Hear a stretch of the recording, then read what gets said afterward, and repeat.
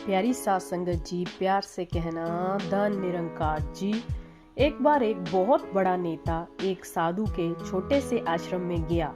वह साधु के बारे में बहुत सुना था, तो उसके मन में आया कि मैं एक बार जा करके देखता हूँ कि लोग उसकी इतनी तारीफ क्यों करते हैं। जब वह उस आश्रम में गया तो वहाँ पर एक छोटा सा कमरा था जहाँ पर एक कालीन बिछा हुआ था। वहाँ पर कुछ लोग नीचे बैठे हुए थे और साधु जी सामने बैठे हुए थे। कुछ सवाल जवाब चल रहा था। वह नेता उस आश्रम में आया और उस नेता के साथ में 4 बॉडीगार्ड भी थे और उसकी यह आदत थी कि जहाँ पर भी वह जाता था लोग अपनी जगह से खड़े हो जाते थे और उसकी तरफ देखते थे, हाथ जोड़ते थे और सर झुकाते थे। लेकिन यहाँ पर ऐसा कुछ भी नहीं हुआ। साधु व्यस्त होने के कारण उसकी तरफ देखा तक नहीं। नेता को लगा कि यह मेरी बेइज्जती है और वह इस बात से गुस्सा हो गया। नेता ने थोड़ा गुस्से से साधु की बात को बीच में काटते हुए कहा कि मैं आपसे कुछ कहना चाहता हूँ। साधु ने उसकी तरफ देखा और बोला, आप थोड़ी देर रुकिए, पहले मैं इनके सवाल का जवाब दे दूँ, उसके बाद मैं आपसे बात करता हूँ। तब तक आप अगर चाहे तो आप बैठ सकते हैं। बस साधु का इतना कहने की ही देरी थी, नेता का चेहरा गुस्से से लाल हो गया और फिर उसने अपना सारा गुस्सा उस साधु पर निकाल दिया। अभी तक वह नेता बहुत तमीज से आप कह कर बात कर रहा था, लेकिन अब वह तू तड़ाक पर उतर आया।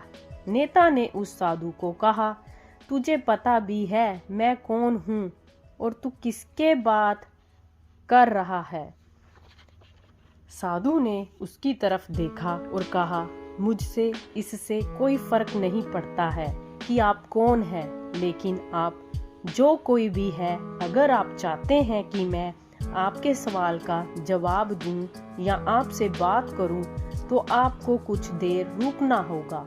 और साधु की यह कहते हैं नेता गुस्से से पागल हो गया और वही सबके सामने चीखने चिल्लाने लग गया, अब मैं तुझे तेरी असली औकात दिखाऊंगा। तूने मुझसे पंगा लेकर ठीक नहीं किया। तुझे पता भी है मैं तेरे बारे में क्या सोचता हूँ। साधु ने फिर से नेता की तरफ देखा और बड़े ही प्रेम से कहा कि मुझे इससे कोई फर्क नहीं पड़ता कि आप मेरे बारे में क्या सोचते हैं। आप जो चाहे वह मेरे बारे में सोच सकते हैं। फिर नेता ने उससे कहा कि तू चाहे सुनना चाहता है या नहीं, लेकिन मैं तुझे यही सबके सामने बताऊंगा कि मैं तेरे बारे में क्या सोचता हूँ। तू कोई साधु नहीं है, तू एक बहुत ही घटिया इंसान है। तू एक ढोंगी है, पाखंडी है और यहाँ पर जितने भी लोग बैठे हैं उन सबको बेवकूफ बना रहा है। तेरा बस एक ही मकसद है, इन लोगों की जेब में जितना भी पैसा है वह सब तेरे पास में आ जाए। तू अपने फायदे के लिए इन लोगों का इस्तेमाल कर रहा है और अब मैं तुझे नहीं छोड़ने वाला हूँ। पूरी दुनिया के सामने तेरा पर्दाफाश करके रहूंगा। लेकिन उसके इतना बोलने के बाद भी हल्की सी मुस्कान उस साधु के चेहरे पर बनी ही रही। यह देखकर वह और भी तिलमिला गया और उसने कहा, अब बहुत हो गया, अब मैं यहाँ 1 मिनट भी नहीं रुकने वाला। लेकिन अभी भी तेरे पास मौका है। अगर मुझसे माफ़ी मांगनी है या मुझको कुछ कहना है तो कह सकते हो। इतना सब होने के बाद भी साधु के चेहरे पर एक मुस्कान थी और वह बिल्कुल शांत था। और फिर उन्होंने अपनी आंखें बंद करी और फिर साधु ने अपनी आंखें खोली, हाथ जोड़े और कहा कि मुझे आपसे कोई गिला शिकवा नहीं है। आपके लिए मेरे मन में कोई भी गलत ख्याल नहीं है। जो भी मेरे बारे में आपने कहा वह आपकी अपनी सोच थी, तो मुझे आप में कोई भी बुराई नजर नहीं आती है। मुझे आप बहुत ही भले इंसान लग रहे हैं।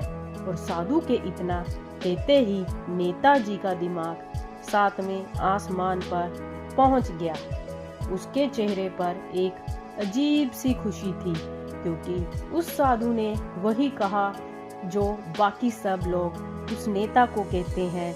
और वह खुशी खुशी उस आश्रम से अपने घर की तरफ चला गया और जाकर के अपने पिताजी के साथ में बैठ गया। उसके पिताजी ध्यान में थे। उन्होंने पूरी जिंदगी सिर्फ लोगों की सेवा करी और बदले में कुछ भी उम्मीद नहीं किया। तो थोड़ी देर बाद जब उन्होंने अपनी आंखें खोली और देखा अपने बेटे को अपने साथ बैठे हुए, तो उनके बेटे के चेहरे पर आज एक अजीब सी खुशी थी जो आज से पहले उन्होंने कभी नहीं देखी थी।